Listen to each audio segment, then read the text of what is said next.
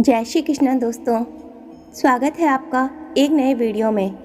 बोलो श्री बांके बिहारी जी की जय। बहुत समय पहले की बात है, वृंदावन में श्री बांके बिहारी जी के मंदिर में रोज पुजारी जी बड़े भाव से, बड़े चाव से सेवा भाव किया करते थे। वे रोज बिहारी जी की आरती करते, भोग लगाते और उन्हें शयन कराते और रोज रात को 4 लड्डू भगवान के बिस्तर के पास रख देते थे। उनका यह भाव था कि बिहारी जी को यदि रात में भूख लगेगी तो वे उठकर खा लेंगे। और आश्चर्य की बात यह है कि जब वे सुबह मंदिर के पट खोलते थे तो भगवान के बिस्तर पर प्रसाद बिखरा पड़ा मिलता था। इसी भाव से वो रोज ऐसा किया करते थे।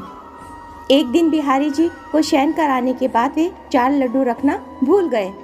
उन्होंने पट बंद कर दिए और अपने घर के लिए चले गए। रात में करीब 1-2 बजे जिस दुकान से वे बूंदी के लड्डू लेकर आते थे, उन बाबा की दुकान खुली हुई थी।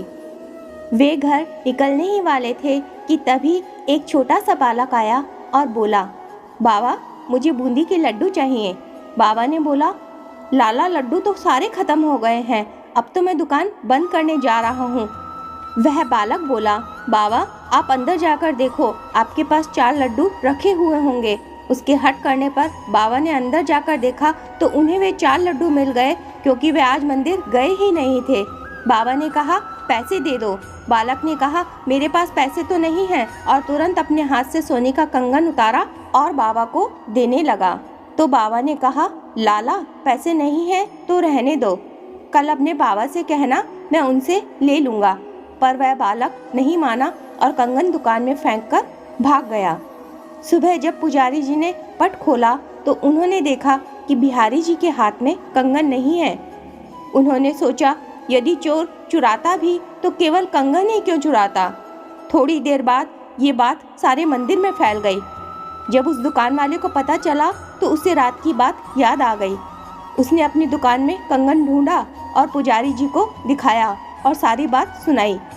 तब पुजारी जी को याद आया कि रात में मैं लड्डू रखना भूल ही गया था, इसलिए शायद बिहारी जी स्वयं लड्डू लेने उस दुकान पर चले गए।